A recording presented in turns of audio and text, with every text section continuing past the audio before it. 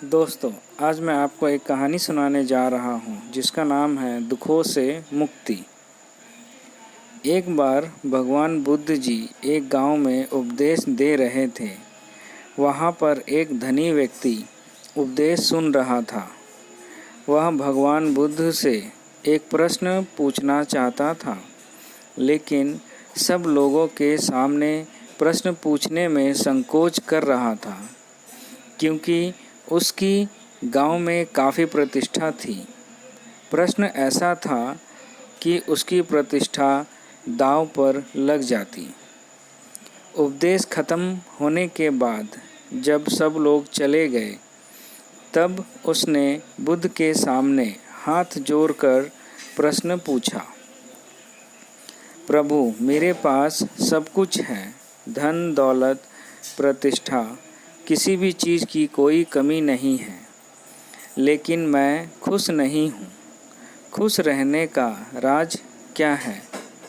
मैं जानना चाहता हूँ कि हमेशा खुश कैसे रहना चाहिए।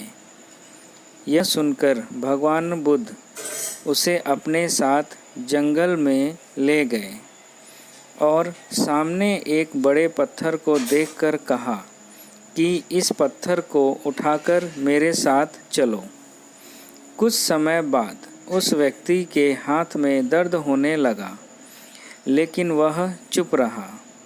काफ़ी समय बीत जाने के बाद उससे दर्द सहा नहीं गया और बुद्ध जी से कहा, मेरे हाथ में बहुत दर्द हो रहा है। बुद्ध जी ने कहा, पत्थर नीचे रख दो। और पत्थर नीचे रखते ही उसे राहत महसूस हुई। तब बुद्ध जी ने समझाया कि यही खुश रहने का राज है। उस व्यक्ति को कुछ समझ नहीं आया।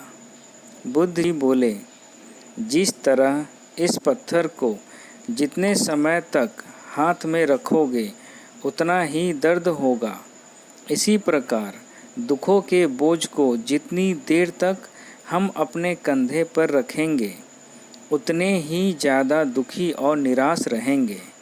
यदि व्यक्ति खुश रहना चाहता है तो उसे दुख के पत्थर को जल्द से जल्द नीचे रखना सीखना होगा। मित्रों, हम सब यही करते हैं कि अपने जीवन में दुख के बोझ को ढोते रहते हैं। दुखों से मुक्ति तभी संभव है जब हम दुखों के बोझ को अपने मन से जल्दी निकाल दें और इच्छाओं से रहित होकर या जो है उसी में शुक्र करते हुए खुश रहें। याद रखिए, प्रत्येक पल अपने आप में नया है और जो पल बीत चुका है उसकी कड़वी यादों को मन में संजो कर रखने से बेहतर है कि हम अपने वर्तमान के पल का पूरी तरह से आनंद उठाएं। धन्यवाद।